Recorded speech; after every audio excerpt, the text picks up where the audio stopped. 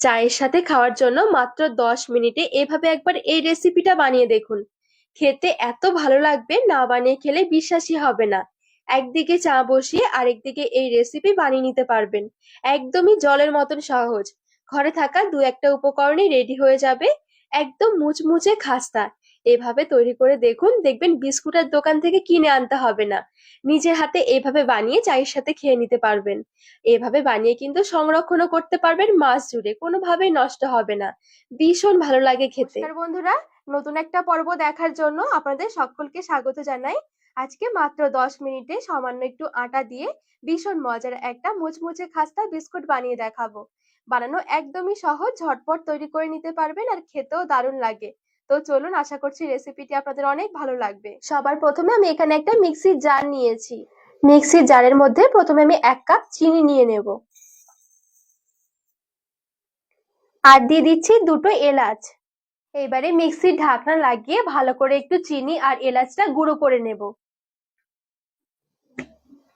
তো এই দেখুন, চিনিটা খুব ভালোভাবে আমি গুঁড়ো করে নিয়েছি। এই চিনিটা গুঁড়ো করে নেওয়ার কারণে দেখবেন সময়টা একদম অনেক কম লাগবে।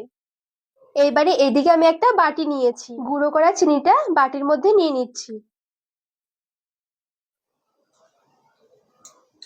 এবারে নিয়েছি ছোট সাইজের 2টো ডিম, ডিমগুলো ভেঙে দিয়ে দেব।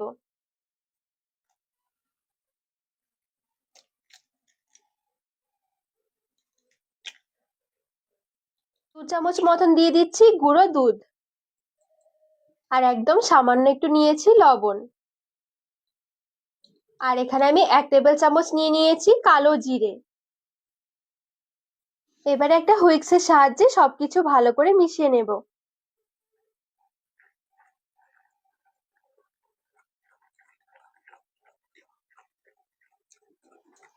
আর এই পর্যায়ে সবকিছু ভালো করে একটু মিশিয়ে নিতে হবে। এখানে খুব সুন্দরভাবে সবকিছু আমি মিশিয়ে নিয়েছি। আর এই পর্যায়ে দিয়ে দিচ্ছি 2 কাপ মতন আটা। এখানে অবশ্য আটাটা দিতে হবে, আটা দিয়ে কিন্তু খেতে বেশি ভালো লাগবে। আর 1 কাপ দিয়ে দিচ্ছি, আর দিয়ে দিচ্ছি 2 টেবিল চামচের মতন ঘি। এবারে হাত দিয়ে ভালো করে মেখে একটা শক্ত ডো মেখে নেব।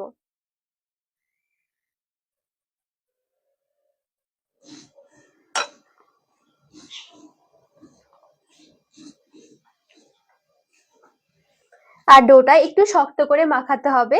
এখানে মাখার সময় কিন্তু জল দেওয়া যাবে না। ঠিক এই ডিম আর এই চিনির মিশ্রণটা দিয়ে কিন্তু মাখাতে হবে। যদি ডিম খেতে না পছন্দ করেন, সেই ক্ষেত্রে কিন্তু চাইলে আটার মধ্যে অল্প একটু বেকিং পাউডার আর অল্প একটু বেকিং সোডা মিশিয়ে দিতে পারেন।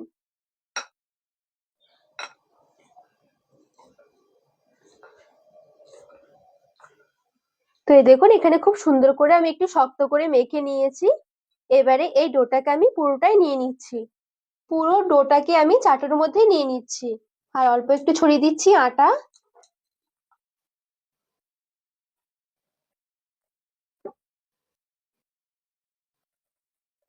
বেলনির সাহায্যে এবার একটু মোটা করে বেলে নেব।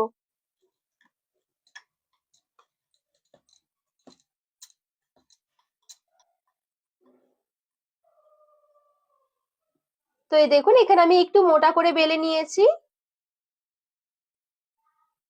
এবারে একটা গ্লাসের সাহায্যে এভাবে করে একটু কেটে নেব। এটা সরিয়ে রাখছি। এবারে ঠিক এইভাবে করে গ্লাসের সাহায্যে আবারও কেটে নেব। তো এই দেখুন, এখানে কিন্তু একটা বিস্কুট হয়ে গেছে। আজকের বিস্কুটগুলো ঠিক আমি এইভাবে করে রেডি করব।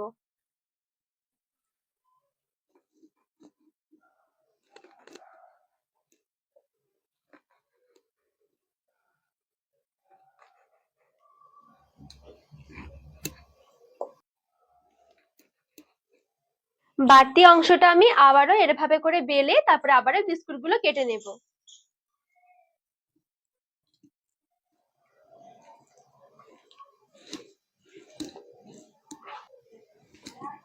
তো এখানে দেখুন, সবগুলো বিস্কুট খুব সুন্দরভাবে আমি তৈরি করে নিয়েছি। বিস্কুটগুলো এবারে ভেজে নেব। তো কড়াইয়ে আমি কিছুটা মতন তেল নিয়ে নিয়েছি। তেলটাকে এবারে একটু হালকা কুসুম গরম করে নেব। তেল যখন একদম হালকা কুসুম গরম হয়ে যাবে, আমি এক এক করে ছেড়ে দেব।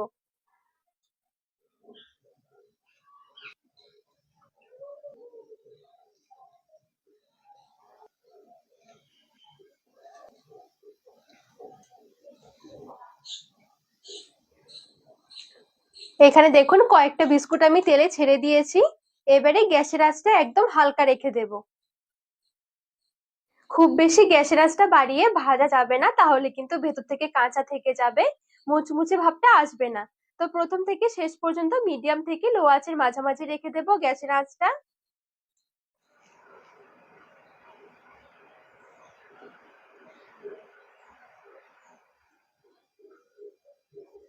কিছুক্ষণ অপেক্ষা করার পর দেখবেন বিস্কুটগুলো খুব সুন্দর একটু ফুলে আসবে, আর ওপরের দিকে দেখবেন ভেসে উঠবে। বিস্কুটগুলো এবারে উল্টে পাল্টে একটু নেড়ে ছেড়ে ভেজে নেব।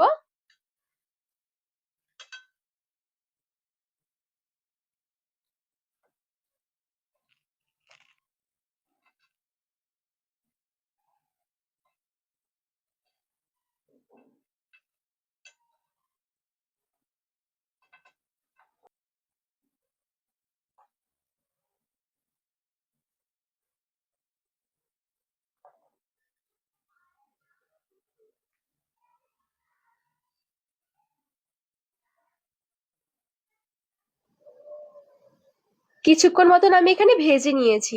যেগুলো আগে দিয়েছি এগুলোর কিন্তু হালকা একটা কালার এসে গেছে। আটা দেওয়ার কারণে কালারটা কিন্তু একটু তাড়াতাড়ি করে চলে আসবে। তো এই বিস্কুটগুলো কিন্তু ভাজা হয়ে গেছে, এবারে এইগুলো আমি তেল ঝরিয়ে তুলে নেব। যে বিস্কুটের কালারটা খুব সুন্দর এসে গেছে এগুলো কিন্তু আর ভাজবো না, এবারে তেল ঝরিয়ে তুলে নেব।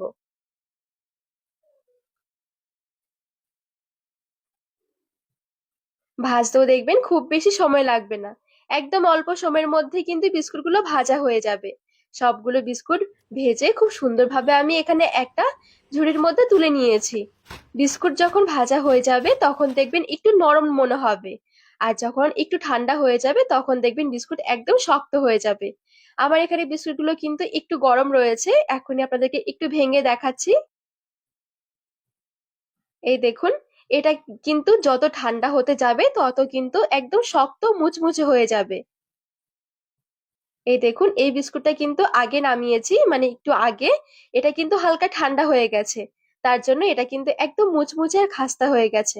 সবগুলো বিস্কুট দেখবেন এরকম মুচমুচে খাস্তা হয়ে যাবে, কিন্তু ভেজে নামানোর সময় একটু নরম মনে হবে। আর এই বিস্কুটগুলো খেতে কিন্তু দারুণ লাগে। বানানোর পরে ভালো করে ঠান্ডা করে এয়ারটাইট কন্টেনারে ভরে রেখে দিতে পারেন। মাস দুয়েকের মতন কিন্তু এমনিতেই ভালো থাকবে। তো বন্ধুরা, আজকের রেসিপি আপনাদের কেমন লেগেছে অবশ্যই কিন্তু কমেন্ট করে জানাবেন। আর রেসিপি ভালো লাগলে চ্যানেলটিকে সাবস্ক্রাইব করে পাশে থাকার অনুরোধ রইলো।